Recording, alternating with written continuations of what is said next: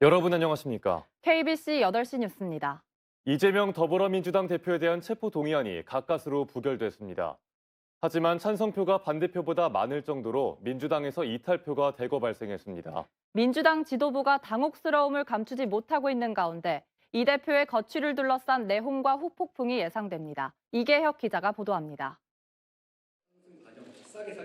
찬성 139표, 반대 138표, 기권 무효 20표. 재석 의원 297명의 과반인 149표를 넘지 못해 결국 체포 동의안은 부결됐습니다. 가 139표, 부 138표, 기권 9표, 무효 11표로서 부결되었음을 선포합니다. 의석수 168석의 민주당에서 무려 30명이 이탈해 찬성이나 기권 무효표를 던진 것으로 분석되고 있습니다. 지난해 12월 28일 부결된 노웅래 의원의 체포 동의안 반대 161표보다 무려 22표나 적은 겁니다.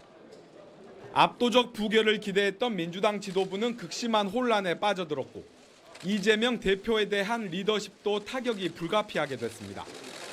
향후 또 다른 혐의에 대해 검찰이 구속영장을 청구하게 되면 부결은 더욱 장담할 수 없을 것이라는 분석도 나오고 있습니다. 결국 비명계 의원들을 중심으로 제기됐던 부결 뒤 사퇴 목소리는 더욱 힘을 받게 될 것으로 전망됩니다.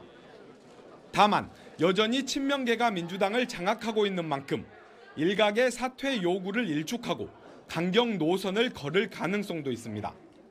현재 친명 그룹이 입김이 작용하기 때문에 완전한 세판짜기는 좀 쉽지 않을 것 같고 어쨌든 총선을 앞두고 민주당 내부의 분열, 자중질환은 좀 일어날 것 같습니다. 내년 총선이 다가올수록 방탄 프레임에 갇힐 것을 우려하는 민주당 의원들의 위기감도 커질 수밖에 없어 당내 혼란과 갈등은 불가피해 보입니다. KBC 이계혁입니다.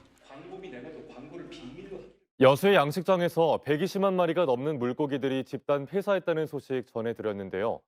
출하를 앞두고 있었던 어민들은 예상치 못한 물고기의 떼죽음에 그야말로 망연자실입니다. 믿기지 않는 풍경에 어민들은 한숨만 내쉬었습니다. 조윤정 기자가 현장을 다녀왔습니다. 여수 돌산읍 인근의 한 양식장. 수천 마리의 참돔떼가 하얀 배를 드러낸 채 물 위에 둥둥 떠 있습니다. 이곳에서 폐사한 어류만 최소 3만여 마리. 현재는 따뜻한 기온이 감도는 양식장이지만 며칠 전까지만 해도 수돗물이 얼어붙을 만큼 추운 날씨였습니다. 3년 넘게 기른 물고기들이 오는 10월 출하를 앞두고 이렇게 얼어 죽자 어민은 망연자실입니다. 이렇게 조금씩 죽어 나오더라고요. 그래서 좀 약한 것들이 죽나 보다 그러고 그때는 그냥 다 그냥 처리를 했지. 그랬는데 어머 너도 나도 죽는다 그러니까는. 수면 위에 떠오른 물고기들 외에도 보시는 것처럼 수십 개의 포대 물고기 사체들이 가득 차 있습니다. 문제는 앞으로도 피해가 더 늘어날 가능성이 크다는 겁니다. 현재 바닷밑 그물에는 죽은 물고기떼가 겹겹이 쌓여 있고 살아남은 물고기들 역시 움직임이 눈에 띄게 둔해진 상황입니다. 원래 도망을 가야 되거든요. 사람들이 일 있으면 하나도 안 보이고 다 숨어야 되는데 이렇게 떠 있는 것들은 이제 시간차 문제지만은. 높지 않은 재해보험 가입률 역시 어민들의 막막함을 더욱 키우고 있습니다. 올해 괜찮을 거라고 다 생각하고 보험도 다 중단시키고 그런 상태거든요. 현재까지 여수 돌산과 남면, 화정, 월호동 20어가에서 폐사한 물고기 수는 123만여 마리, 피해 금액은 41억 원이 넘습니다. 조사가 진행되면 피해 규모는 더욱 커질 것으로 보입니다. KBC 조윤정입니다. 무등산권 유네스코 세계지질공원이 재인증을 받았습니다. 광주광역시는 유네스코 세계지질공원위원회로부터 지난 24일 무등산권 유네스코 세계지질공원 재인증을 통보받았다고 밝혔습니다.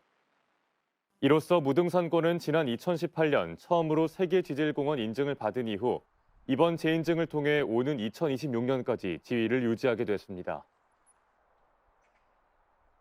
광주광역시가 정수장 유출 밸브 사고에 따른 물 낭비 사태 이후 2주 만에 물 절약을 호소하는 긴급 재난 문자를 제기했습니다. 광주광역시는 오늘 긴급 재난 문자를 통해 동북댐 저수율이 21.46%를 기록하고 있다며 물 절약 동참에도 불구하고 이번 정수장 사고로 불편을 드려 죄송하며 수압 조정 등 물 절약 실천으로 가뭄을 극복하자고 밝혔습니다. 경남 정수장 유출 밸브 사고가 발생해 비난 여론이 높아지자 광주광역시는 긴급 안내 문자 발송을 중단했었습니다. 한편 광주광역시 감사위원회는 다음 달 6일부터 열흘간 경남 정수장 유출 밸브 고장에 따른 물 낭비 사태와 관련해 감사에 착수합니다. 달빛 동맹 두 도시인 광주광역시와 대구광역시가 민선 8기 들어 연합 전선을 강화하고 있습니다. 당면 과제인 군공항 특별법 제정에 이어 2038 하계 아시안게임 유치, 달빛 고속철도 조기 착공 등 굵직한 현안을 함께 추진하고 있는데요. 이번 주엔 강기정 광주시장과 홍준표 대구시장이 번갈아 두 도시를 방문합니다. 정의진 기자입니다. 강기정 시장이 내일 대구를 찾습니다. 민선 8기 들어 첫 방문으로 2.28 민주운동 기념식 참석에 이어 홍준표 시장과의 차담회가 예정돼 있습니다.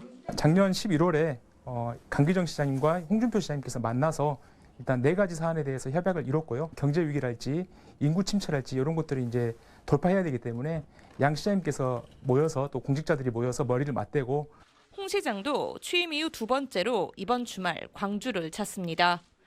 무등산 국립공원 지정 10주년을 기념해 열리는 정상 개방 행사에 참석하기 위해서입니다. 일주일 새 양 시장이 광주와 대구를 번갈아 방문하는 데는 우여곡절 끝에 시의회를 통과한 2038 광주-대구 하계 아시안게임과 달빛 고속철도 조기 착공 등 굵직한 현안에 대한 연합전선을 더욱 강화하겠다는 의지가 반영된 것으로 풀이됩니다. 당면 과제는 광주와 대구시 모두 2월 통과를 기대했던 이른바 쌍둥이법, 광주 군공항 이전 특별법과 TK 통합신공항 특별법입니다. 국비 지원에 대한 정부의 부정적 기류와 가덕 신공항이라는 암초를 만나 상임위 소위에서 제동이 걸리면서 결국 3월 국회로 넘어가게 됐습니다. 대구의 공공항, 광주의 공공항이 민주당의 제1당에 의한 민주당에 의해서 잘 통과되고 있다는 그런 확신을 국민에게 주셨으면 하는 마음. TK 신공항법에 대한 논평을 한턴 홍 시장도 자신의 SNS에 이례적으로 유감을 표명했습니다. 무등산 수박과 사과를 나누며 특산물 교류로 협력을 다진 양 도시가 현안 해결을 통해 민선 8기 달빛 동맹의 날개를 달 수 있을지 관심입니다. KBC 정의진입니다. 광주광역시와 전라남도가 반도체 특화단지 유치를 위한 신청서를 제출했습니다. 광주광역시와 전라남도는 국가 첨단 전략산업 특화단지 공동 유치를 위한 전략 기술로 시스템 반도체용 차세대 패키징을 선정해 신청서와 육성 계획서를 산업통상자원부에 제출했다고 밝혔습니다. 양 시도는 지난해 7월 반도체 특화단지 유치를 민선 8기 상생 1호 협력 사업으로 정하고 반도체 산업 육성 추진위원회와 반도체 인재 양성위원회를 발족했습니다. 윤석열 정부가 출범한 지 9개월이 돼가지만 균형 발전 정책은 첫 발도 떼지 못하고 있습니다. 윤석열 정부의 지역 정책을 총괄할 지방시대위원회가 출범조차 못하고 있기 때문인데요. 지방시대위원회의 근거가 될 특별법은 5개월 넘게 국회 문턱을 넘지 못하고 있습니다. 이상환 기자입니다. 행정안전부가 균형발전위원회와 자치분권위원회의 통합기구인 지방시대위원회 특별법을 지난해 9월 입법 예고했지만 5개월 넘게 국회에 질의 중입니다. 지난 22일 국회 행정안전위원회가 특별법 심의에 나섰지만 검토해야 할 조문이 92개로 방대한 데다 위원 추천 방식 등에서 이견을 보이고 있습니다. 2월 국회 통과는 물리적으로 불가능해졌고 3월 통과도 불투명한 상황입니다. 강력하게 정부안을 중심으로 통과를 요청을 했었는데 아시다시피 지금 현재 국회 구성이 절대 다수를 지금 야당이 점하고 있는 상황이라서 야당에 대한 설득 부분들이 아직 좀 미흡했던 것 같습니다. 지방시대위원회 출범이 늦어지면서 윤 정부의 균형발전 정책은 첫발을 떼지 못하고 있습니다. 지방시대위원회는 5년 단위 균형발전과 자치분권 계획을 수립하고 기회발전특구와 교육자유특구를 지정하는 등 윤석열 정부 지역 정책을 총괄할 예정이지만 아무런 진전이 없습니다. 특히 균형발전위원회와 통합 대상인 자치분권위의 활동 시한은 다음 달 19일로 종료됩니다. 그때까지 지방시대위원회가 출범하지 못하면 균형발전을 맡을 양대 축의 하나가 사라지게 되는 겁니다. 특히 또 지방이 지금 아사 직전에 있는 점을 고려한다면은 하루빨리 이 법안이 통과되어야 하고 또 국회에서 이것을 통과시켜 줄 것으로 기대를 하고 있습니다. 이재명 대표 체포 동의안과 김건희 여사 특검 등 굵직한 이슈가 정치권에 휘몰아치면서 지방시대 특별법의 조속한 통과가 더욱 어려워지고 있습니다. KBC 이상환입니다. 한 전 상임감사에 또 비전문가가 선임돼 낙하산 논란이 재현될 전망입니다. 한국전력공사는 오늘 임시 주주총회에서 임기 2년의 상임감사위원회 전영상 전 건국대 행정학과 교수를 선임했습니다. 충북 충주 출신의 전 상임감사는 지난 2018년 지방선거에서 국민의힘의 전신인 자유한국당 소속 충주시장 예비후보로 출마했으며 지난 대선을 앞두고는 윤석열 대통령 지지 모임에서 활동하기도 했습니다. 한국전력과 광주도시철도공사가 공공기관 청년 고용 의무를 이행하지 않은 걸로 나타났습니다. 고용노동부가 발표한 2022년 공공기관 청년 고용 의무 이행 현황을 보면 지난해 청년 고용 의무제를 이행하지 않은 기관은 전체 12.7%인 69개소였습니다. 광주 전남에선 여수광양항만공사, 한국문화예술위원회, 한전 MCS, 광주도시철도공사 등이 포함됐습니다. 대중제 골프장 전환을 추진하면서 기존 정회원의 지위와 혜택을 박탈하는 것은 부당하다는 판결이 나왔습니다. 광주지법 제11민사부는 지난 2021년 1월 전남 모 골프장으로부터 회원 대우 중단을 통보받은 A씨 등 67명이 골프장 운영사를 상대로 제기한 회원 지위 확인 소송에서 원고 일부 승소 판결을 내렸습니다. 재판부는 회칙상 운영사가 회원 계약을 임의로 해지할 수 있는 규정이 없고 대중제 전환에 실패해도 법인 회상 절차에 들어갈 것이라는 증거가 없는 점 등으로 미뤄 해지권이 인정되기 어렵다고 판시했습니다. 장흥군이 유해성 발전 사업 논란을 빚어온 바이오매스 발전소 사업과 관련한 행정소송에서 패소해 사업 허가가 불가피해졌습니다. 장흥군은 우드칩을 발전용 원료로 발전 사업을 신청한 장흥그린에너지의 입주 계약 해지 처분 등의 취소 소송에서 최종 패소해 업체 측의 사업 신청을 받아들여야 할 처지에 놓였습니다. 장흥그린에너지는 당초 장흥바이오식품 산단에 1,700억 원을 투자해 연평균 발전량 18만 메가와트시 규모의 바이오매스 발전소를 설립해 30년간 운영할 예정이었습니다.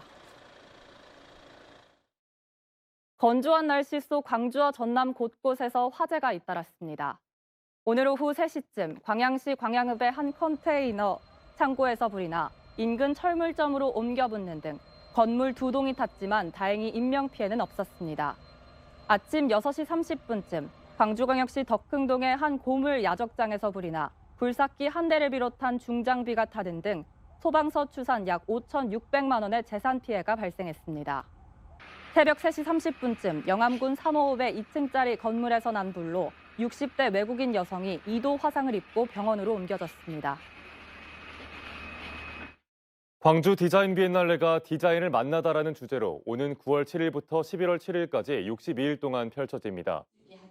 광주디자인진흥원은 디자인 비엔날레 20주년을 맞는 올해를 국제화 원년으로 삼겠다는 비전을 제시하고 이를 위해 유명 국제 디자인상인 레드닷, IF와 협력한다고 밝혔습니다.